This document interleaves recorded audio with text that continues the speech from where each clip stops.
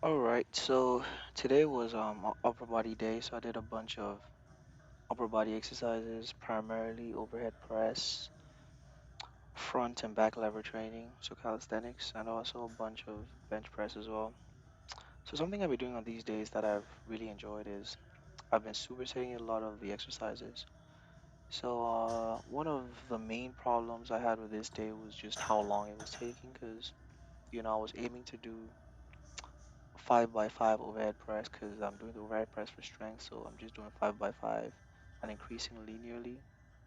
And I also want to do front lever training. And with these ones, I always try to hit at least 8 sets. So about 8 sets of between say like 6 to 8 seconds each. Generally, I try to hit at least 60 seconds cumulative. Though I'm not really hitting that right now. Then I also try to hit, a lot of sets of bench press and also a lot of sets of pull-ups. So today I hit 10 by 10 on the bench press. Pretty lightweight for most people. Pretty light for me too, arguably. But yeah, I like to hit a lot of sets on those. Just I think volume really I respond really well to volume. And also I like to do a lot of pull-ups as well. So for the pull-ups I do start from a set of 12 and then do a step down all the way to a set of one. But I will say I don't stick very, rigidly to those step downs. So by the time I get to like the set that is about 8 reps, I usually just count the number of reps I need to do left to, sort of like complete the steps and then just sort out those reps however I deem fit. So yeah, I mean I like the way everything was moving today. I started with the overhead press and then did the five, did the set of five, and last week I had hit 105 pounds and I did 5 by 5 and it felt good. So I felt ready to move on. So I did 105 5 by 5 today. Still feeling really good. Think I can move on next week to 110 pounds. On the upper body lifts, I try to increase pretty slowly, and I'm trying to be really careful with these lifts. I had an injury sometime earlier this year, and it was pretty. I mean, it was pretty scary, honestly. And I'm still sort of like reeling from that injury. I still feel the pain. It was a cervical herniation, so a neck herniation, so a disc in my neck was herniated. And I'm still feeling the weakness. I'm still feeling, the pain sometimes in my neck. So I just try to be very careful with my upper body lifts. So I'm not pushing them too hard. I'm not pushing them too fast either. I'm just, moving at a relatively slow pace, but I'm actually liking the progress I'm making overall. Especially given when I first had the herniation, I couldn't even, balance the bar. So yeah, that's how much weakness I had in my triceps. I couldn't even lock out, just balance the bar. It's pretty bad. But I really like the progress I've made. Like I'm able to, even be able to overhead press 95 pounds and now 105 pounds, 5 by 5. That's awesome. But yeah, the front levers. Generally, I wasn't really liking how the front levers were looking from, at least maybe just from the angle I was taking them in. Feel like my legs were just not parallel with my torso the way I want them to be. So you should be pretty much, straight from the shoulders all the way to your toes, at least in the leg that is extended. But I didn't feel like I was doing that. But I figured out a better way to, make sure that my leg is parallel to my torso, and that is just by overemphasizing the, the extension, especially at the start of the movement. 'Cause I think your body is just gonna bias and just sort of like move up during the movement. So if you overextend initially, there's more likelihood that you'll be more straight at the end of at the actual lever portion of the movement. But then I realized that I didn't have a lot of strength to hold myself in that position for very long. So it ended up being about 4 seconds holds in that position, which is much shorter than I would like to do. I like to do like 7 second holds at least.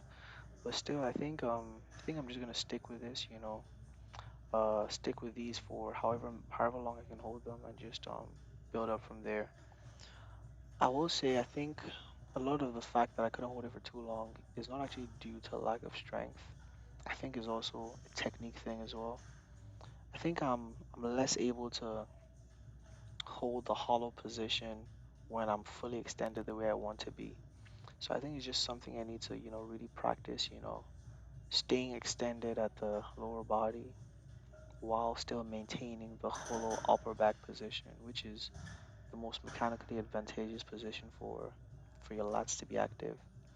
Uh, I think towards the end I was, getting a better sense of maintaining the hollow position. So, just really exaggerating the hollow position, especially towards the end of the movement. But the thing is that even though I was getting better at, understanding how to maintain a hollow position, I was already getting pretty fatigued toward the end of the workout.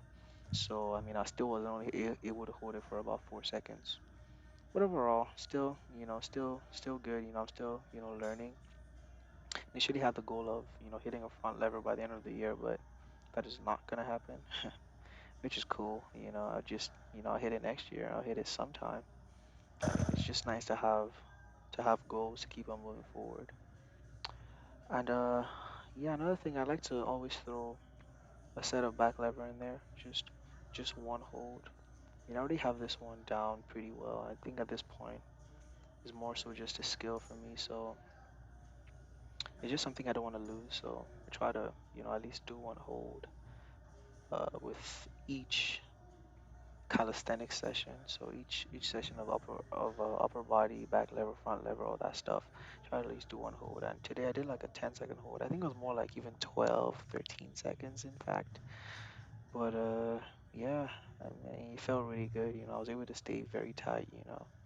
So interesting how much strength you're able to maintain while doing so little. It's almost like compound interest. Once you've paid it forward, you've done the work in the gym for a number of years. Actually maintaining things like, say, muscle mass, things like skills you've learned in the gym, like say the front lever, back lever, things like strength. It's actually not that hard. And you actually need way less volume than I would imagine you need. But yeah, I also did this progression of the front lever. So something I decided to start doing is if I don't feel like I've, accumulated enough volume in the front lever in a day, I'll just throw in a couple easy variations, easier variations, and just, do a bunch of seconds with that one, see how long I can hold it for after the workout. So usually I shoot for about 8 sets, but then I threw in a ninth set of just the easy variation and held it for, I think, about 10 seconds or something. I think that was a good thing to do, especially because this day I was only able to hold the harder variations for a very short time because I was tweaking my form. But that was the end of the front lever, back lever stuff, and I started supersetting it with bench press in between. So I first of all was supersetting overhead press and front lever, back lever. Then mid mid calisthenics workout, I started supersetting them with bench press. And today I was hitting 115 10 by 10. I'm so happy with this. I know it's not like, a lot of weight, I mean, a lot of people are benching this, of course, but I'm so happy with this. I mean, given the fact that I was, injured, couldn't even balance the bar at some point. By the time I started benching again, by the time I wasn't feeling the pain anymore. I struggled to bench tens, but gradually I've just been, building, and I'm back to at least being able to bench 115, 35s on each side. That's awesome. I think last time I tested my one rep max, I was around 210 pounds on the bench press, which is amazing. I mean, I think right now my goal for the competition I have in March is to see if I can hit two plates, so 225 pounds. And I mean, I think this is a decent goal. I mean, this is something I've hit in the past, of course. Well, maybe not of course, but this is something I've hit in the past before my injury. I mean, this is something I used to hit for sets of like, 3 to 5. I think the most absolute weight I've listed on the bench press is something like maybe 250 or something for one rep. But I think 225 is a really good goal for my competition, but I'm not gonna push it. That's one thing. I don't want to get injured again. Being injured, especially the way I was injured, was it's not a fun experience. I think muscular injuries are, they're bad, but nervous injuries are pretty scary. You know, they're a lot harder to deal with, especially because we don't get those injuries very frequently. You know, so I mean, you're feeling your fingers twitch uncontrollably, and you don't know where that's coming from. So that's pretty scary. But yeah, I'm really happy with my bench presses right now. You know, I did 115 10 by 10. Supersetting these with the calisthenic stuff, the back stuff, the pull-ups and stuff, and felt really good. I will say it seems like it even helps me out to, superset push movements with pull movements. Something is that it's really nice to stay tight in your back while bench pressing. So it's nice to stay tight in the antagonist muscle while you're doing the movement. So say like if you're squatting, I always like it when I feel sort of like a tightness in my hamstrings because I feel more of a bounce out of the hole. And it's also kind of similar to the bench press too. I like feeling tight in my lats after or during the bench press. Overall, it was a great workout, great upper body workout, and I'm looking forward to next week. Ciao.